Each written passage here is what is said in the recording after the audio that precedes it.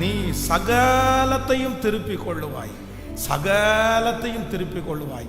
தாவீதை பார்த்து ஆண்டவர் சொல்லுகிற முதல் ஆசீர்வாதம் என்ன அப்படின்னா, இந்த மாதம் நடக்க போகிறது உனக்கு முந்தி செல்லுகிறவர்களை குறித்து நம்ம எவ்வளவேனும் கவலைப்படவே வேண்டாம். பிரச்சனையை ஆண்டவர் சொல்லுகிறார், பிசாசை சத்துருவை முந்தி கட்டினாலே ஒழிய, சில நேரத்தில் நம்ம போகிறதுக்கு முன்னாடியே யார் போய் நிற்பா அப்படின்னா பிசாசு போய் நிற்பான்.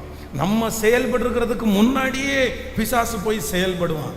ஆனால் அந்த மாதிரி உங்கள் வாழ்க்கையில் பல, இது தெரிஞ்சிருந்தா நான் முன்னாடியே ஜெபம் பண்ணியிருப்பேனே, இது தெரிஞ்சிருந்தா நான் முன்னாடியே நான் ஆயத்தமாக இருப்பேனே, ஆனால் எனக்கு முன்னாடியே ஒரு பிரச்சனை போயிருக்குதே.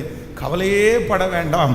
கர்த்தர் வாக்கு கொடுக்கிறார், யார் முந்தி கடந்து போனாலும் வெற்றி யார் பக்கம் அப்படின்னா என் பக்கம்தான் வெற்றி.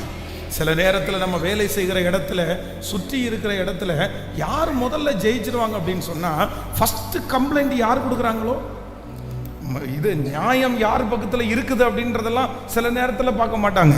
யார் ஃபஸ்ட்டு கம்ப்ளைண்ட் கொடுக்குறாங்க, யார் முதல்ல வந்து சொல்கிறாங்க, அவங்க தான். அதனால தான் நீங்கள் ஏற்கனவே நாங்கள் சொல்லிட்டோம்ல. ஆனால் ஆண்டவருடைய பிள்ளைகளை, இது உங்களுக்கு தீர்க்க தரிசனமான வார்த்தையாக இருக்கலாம். சத்துருவே முன்னாடி கடந்து போனாலும் முடிவு ஜெயம் யாருக்கு கர்த்தர் தந்தார் என்றால், நீ சகலத்தையும் திருப்பி கொள்ளுவாய்.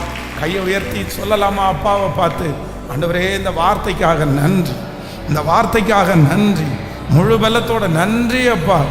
முந்தி கொண்டதை, சத்துரு முந்தி கொண்டதை கர்த்தர் எனக்கு திரும்பி தருவார். கர்த்தர் எனக்கு சகலத்தையும் திருப்பி தருவார். முந்தி கொண்டதை திரும்பி தருவார். என்னுடைய ஓட்டத்தில் எத்தனை பேர் முந்தி கொண்டாலும் ஜெயம் கொடுக்கிற தேவன் எனக்கு முன்னே போறதனால் எனக்கு நீர் செய்வீர் என்று நான் நம்புகிறேன்.